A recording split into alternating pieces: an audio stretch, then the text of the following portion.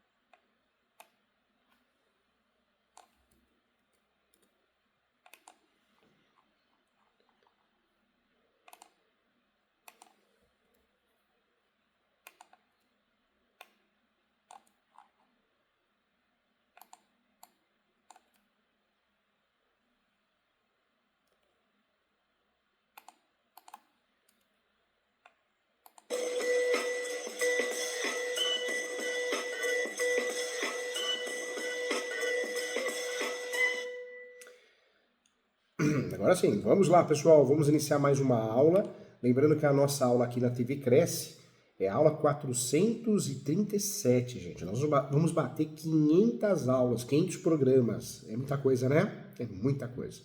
Vamos lá, dentro desse assunto referências do direito imobiliário, eu quero que você saiba que nós temos um ramo totalmente multidisciplinar. O direito imobiliário, apesar de ser um segmento do direito civil, nós podemos atuar em vários ramos dentro do próprio direito imobiliário.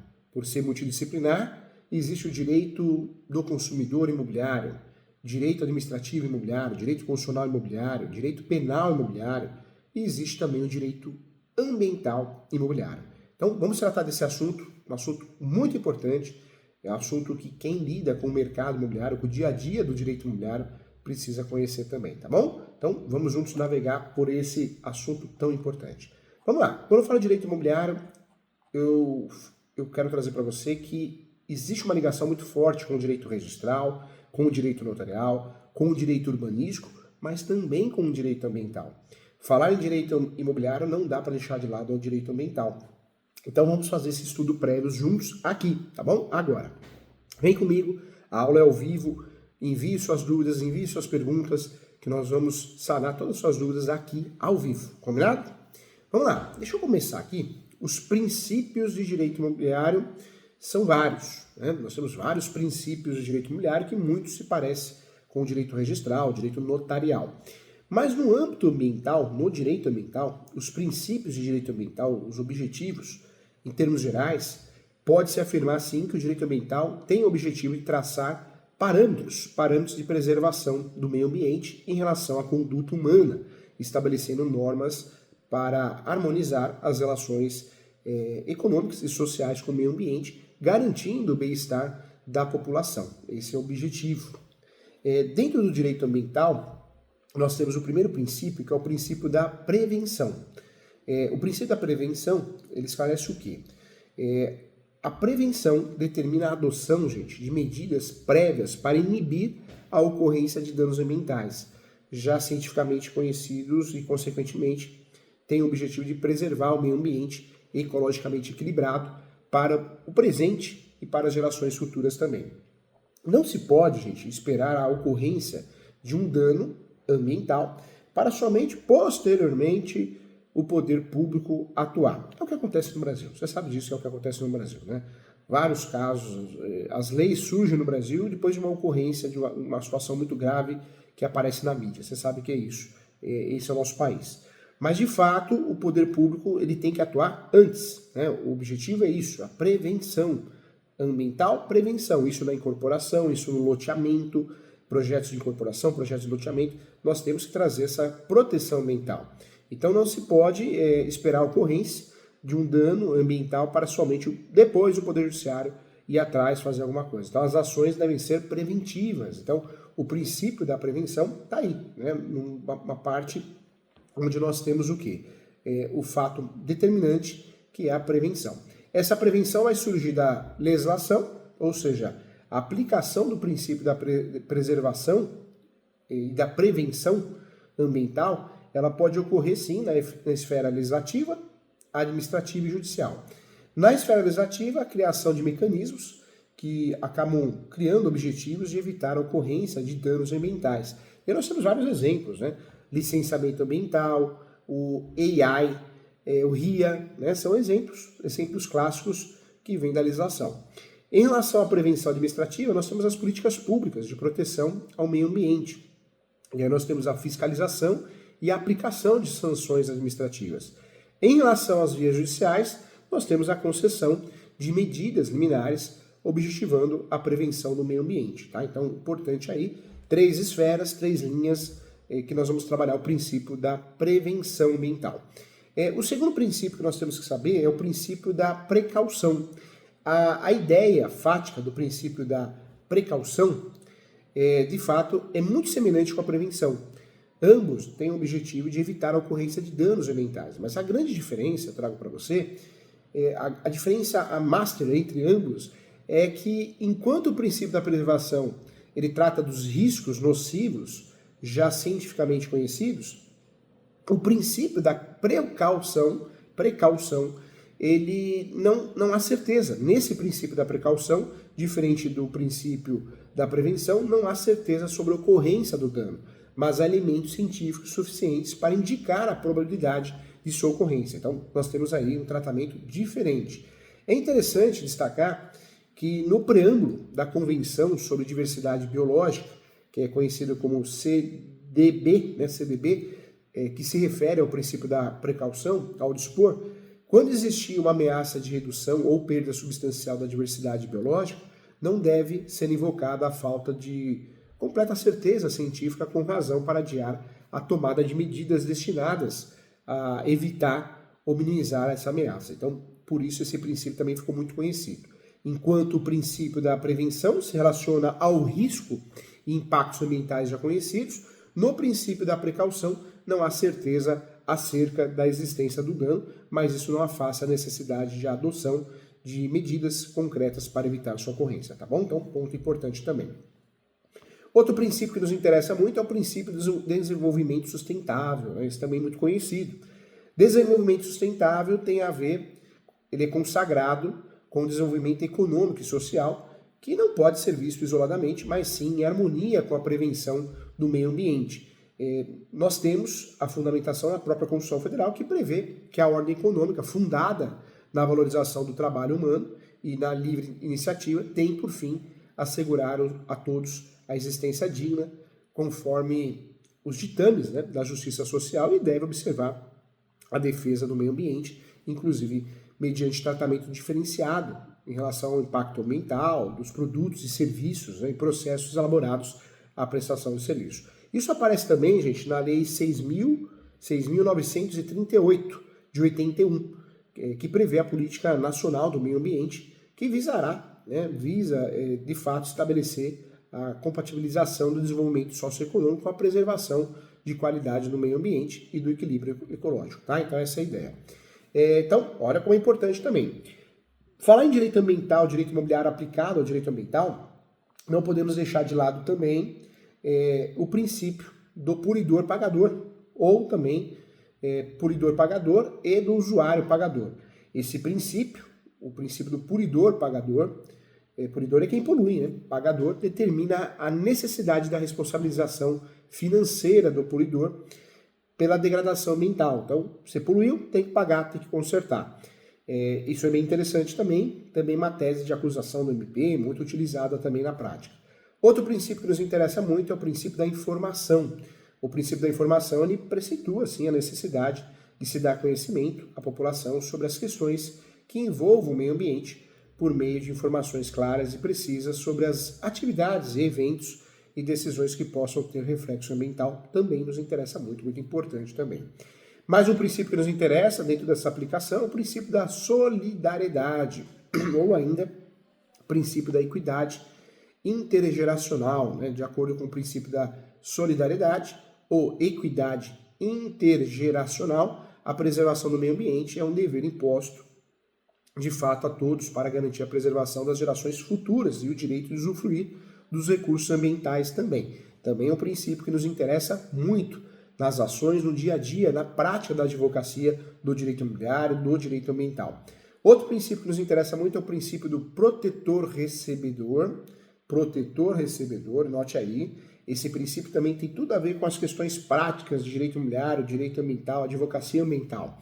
Esse princípio protetor-recebedor, de acordo com o princípio do protetor-recebedor, que possui previsão legal no artigo 6º, inciso 2º da Lei 12.305 de 2010, aquele que proteger o meio ambiente poderá receber uma vantagem econômica em virtude da sua conduta. Então, esse princípio também nos interessa, também é muito importante. O meio ambiente, agora saindo dos princípios, essa parte mais teórica, indo para a parte mais prática, meio ambiente. Conforme o dispositivo do artigo 3º da Lei 9.938 de 81, meio ambiente entende-se por meio ambiente o conjunto de condições, leis, influências, interações de ordem física, química, biológica, de todos os sentidos, que permite e abriga a situação de proteção ao meio ambiente, né, que rege a vida em todas as suas formas. Quando eu falo de meio ambiente, ocorre, gente, que o dispositivo mencionado, o artigo 3º da Lei 6.938, traz um conceito restritivo do meio ambiente ambiental, não se conciliando com a doutrina atual ambiental, que entende que o meio ambiente não se restringe apenas os recursos naturais. Meio ambiente não é só o meio ambiente natural, mas abrangendo ainda, conforme doutrina atual, ainda a cultura, meio ambiente artístico, ambiente de trabalho. Então, ele acaba sendo o gênero de várias espécies. Atualmente, o entendimento de meio ambiente é o gênero de várias espécies. Dentro dessas espécies, nós temos meio ambiente natural, meio ambiente cultural, meio ambiente artificial, meio ambiente do trabalho. Então, temos várias espécies de meio ambiente, tá? Meio ambiente natural, de fato, é um meio ambiente também conhecido como patrimônio físico, correspondente à natureza, que inclui a atmosfera, água, subterrâneas, superfícies, mar territorial, solo, subsolo, fauna, flora, tudo isso é meio ambiente natural, tá? Não dá para errar. Quando eu falo de meio ambiente natural, é isso. Meio ambiente artificial. Meio ambiente artificial diz respeito ao espaço, né, urbano construído, ou seja, o conjunto de edificações fechadas, espaço urbano fechado, abertos, espaço urbano aberto como ruas, praças, áreas verdes, isso também é meio ambiente chamado de meio ambiente artístico. Existe o meio ambiente cultural. O meio ambiente cultural é o patrimônio artístico, paisagístico e arquitetônico, ou arqueológico, histórico e também turístico, tá? Também meio ambiente cultural. E também nós temos aí, de fato, a fundamentação no 216 da Constituição Federal, artigo 216 da Constituição Federal. No Brasil, o principal órgão de preservação, defesa e valorização do patrimônio cultural brasileiro é o Instituto Patrimônio Histórico e Artístico Nacional, ele que trata desses assuntos relevantes. Quando eu falo aqui de imóveis que sejam considerados um patrimônio cultural e artístico, aí nós voltamos no direito imobiliário, né? Nós temos o que? O tombamento. O tombamento ele possui previsão no decreto 25 de 1937 e representa, né, o instrumento de proteção do patrimônio cultural material por meio da inscrição do bem em livro público de tombo, né, que é o livro tombo arqueológico, paisagístico. Existe também um livro chamado tombo histórico, tem um livro também de tombo de belas artes, tem um livro de tombo de artes aplicadas. Então nós temos um livro de tombo, segundo o decreto 25 de 1937, é o livro que nós vamos deixar arquivado, que aquele imóvel ele é tombado, tombamento. Você já ouviu falar sobre isso, né? Patrimônio cultural e artístico. Você não pode mexer sem autorização nesse imóvel. O registro, né, trata-se também de um ponto importante no direito imobiliário e no direito ambiental. O registro do tombamento, o instrumento de proteção, de fato, do patrimônio cultural e material por meio de inscrição em livro de registro, também, né, é importante, conforme o decreto 3.551, o decreto 2000, ele também é obrigatório.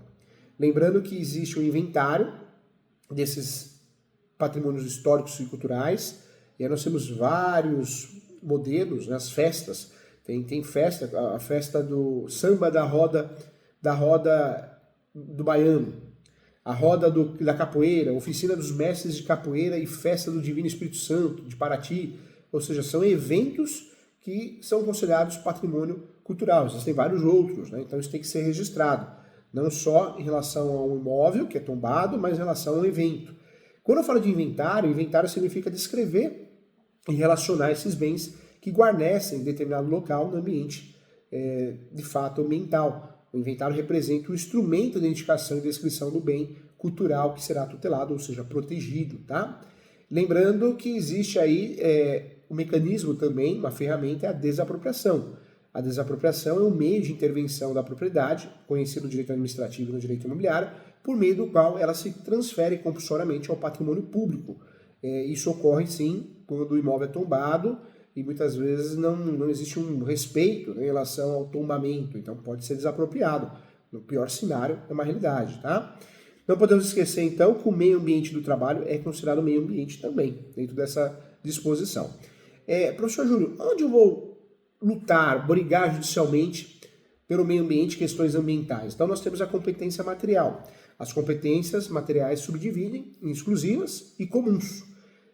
Competência material exclusiva, nós vamos instituir um Sistema Nacional de Gerenciamento de Recursos Hídricos e definir critérios de outorga de direitos de uso. Isso na esfera do direito ambiental. Em relação à competência material comum, nós temos o objetivo de proteger os documentos, obras, bens de valor cultural e artístico. Esse é o objetivo também que deve ser levado em consideração dentro desse estudo do direito ambiental no âmbito imobiliário. A competência legislativa, gente, é tratada no artigo 22 da Constituição Federal, cujos incisos trazem assuntos concernentes ao interesse nacional e estratégico da União. A competência legislativa é privativa da União, artigo 22 da Constituição Federal, ou seja, caberá apenas à União legislar sobre o tema, podendo, entretanto, por lei complementar federal, delegar a competência aos Estados-membros para tratarem de questões específicas também, tá? Então, outro ponto importante. Dentro desse cenário do direito ambiental, eu trago para você que existem incentivos fiscais, né? Os Estados-membros podem instituir, sim, incentivos fiscais aos municípios que atingem, de fato, as metas, né, ambientais estipuladas pelo Estado. Outro ponto importante do direito ambiental que tem a ver com o direito imobiliário são as terras indígenas. Embora as terras indígenas sejam da União, a própria Constituição Federal de 88 assegura às comunidades indígenas a posse permanente das terras que tradicionalmente ocupam, além do usufruto exclusivo das riquezas do solo, dos rios e dos lagos neles existentes também, tá bom? Então isso é importante também. Todo o contexto de direito ambiental nós vamos ter dentro da Política Nacional e Sistema Nacional do Meio Ambiente, que é a Lei 6.938 de 81, tá? Então esse assunto ele é muito importante, deve ser levado em consideração também. Alguns pontos, existem licenças, né? Existe a licença prévia, que é concedida na fase preliminar do planejamento do empreendimento, ou atividade aprovando a localização e a concepção. Existe a licença de instalação, que autoriza a instalação e construção do empreendimento. E existe a licença de operação, a chamada LO, que autoriza a operação da atividade ou empreendimento. Então, tudo isso nos interessa no direito imobiliário também. Outros pontos também, licenciamento da União, que é o IBAMA, principais hipóteses que nós temos também são hipóteses de empreendimentos e atividades localizadas e desenvolvidas em conjunto no Brasil. O licenciamento pelos Estados e Distrito Federal, isso acontece incluindo a competência da União e dos municípios, né, nos empreendimentos localizados e desenvolvidos em unidades de conservação instituídas pelo Estado, exceto em áreas de proteção ambiental, as APAs, né? E existe o licenciamento pelos municípios, né? Licenciamentos praticados pelos municípios ou Distrito Federal, que é o licenciamento de impacto local, são definidos pelos conselhos estaduais do meio ambiente. São licenças importantes também que nós temos que lidar no dia a dia. Então, esse assunto é muito importante, nos interessa muito, porque tem tudo a ver com incorporação, tem tudo a ver com loteamento, tem tudo a ver com direito imobiliário, tem tudo a ver com mercado imobiliário. Então, nos interessa muito. Quero trazer para você que existe a área de proteção ambiental, a APA, artigo 15, e existe a área relevante de interesse ecológico, existe a área de florestamento nacional, a área de reserva extrativista, a área de fauna, a área de desenvolvimento sustentável, e existe ainda a chamada área particular de patrimônio natural. Então nós temos aí várias unidades de conservação diferentes. Isso também é necessário a gente entender para poder usufruir com qualidade na nossa advocacia, nos nossos negócios imobiliários, tá bom? Legal, esse assunto é muito importante, hein? Tem perguntas? Vamos lá. Legal. Gente, eu quero... Ah lá, chegou. Sempre o Luiz Antônio Finger, hein? Tá de parabéns, Luiz. O Luiz, a hora que for dar uma palestra no Cresce Presencial, vou levar um livro de presente para ele, porque ele sempre acompanha a questão de direito Então merece o nosso apoio aqui. Bom dia a todos, sempre educado. Qual a responsabilidade do curador pós a morte do curatelado quanto aos bens? Pode recusar ser inventariante? A responsabilidade é sobre perdas e danos, né? A partir do momento que eu vendo imóveis, faço alienação, doação, locação sem autorização, eu posso responder com perdas e danos. Então, é fato. Legal, boa pergunta, hein? Deixa eu fazer um convite, antes de responder aqui o Rafael. Você que é corretor, corretora, advogado, advogada, quer estudar comigo, o professor é coordenador da pós-graduação em Direito Imobiliário e Negócios Contratuais. É uma pós muito focada na prática, no dia a dia, né, das transações imobiliárias. Então, entra no site www.portaleso.com.br www.portalesu.com.br Digita no Google que já aparece, Portal ESO. Vários cursos gratuitos para advogados, corretores, com certificados no MEC. Muitos cursos a um preço muito em conta. E as pós-graduações custam R$ 980, gente. Então, muito bacana. Vem estudar comigo, tá? Então, convido a você. Quem quiser, siga o professor nas redes sociais também. O Instagram é professor.julio.sanches. Me siga nas redes sociais. No meu canal no YouTube, professor Júlio César Sanches. Estou à disposição para mentorias, para palestras, para consultas, tá bom? Para te ajudar com muito carinho. Legal. Vamos lá, pergunta do Rafael, então? Vamos lá? Aí, apareceu. Bom dia, professor. Quais cuidados tomar ao adquirir um imóvel no qual o vendedor possui uma procuração? O fator de procuração precisa tomar cuidado. O principal ponto é analisar se essa procuração é válida, se ela não foi revogada. E a gente consegue essa informação no cartório, né? Você consegue a certidão de translado da procuração para ver se ela é efetiva. Então é importante sempre checar essa informação. Parabéns pela pergunta, Rafael. Sempre checar essa informação é muito importante para evitar a nulidade no negócio. Legal. Bacana, gente. Chegamos ao final, então. Eu agradeço. Mais uma Questão de Direito na TV Cresce, no Conselho, demonstrando a credibilidade, a confiança. A ideia é essa, tá bom? O Leone também acompanhando. Um abraço. Agradeço a todos e até a próxima. Muito obrigado.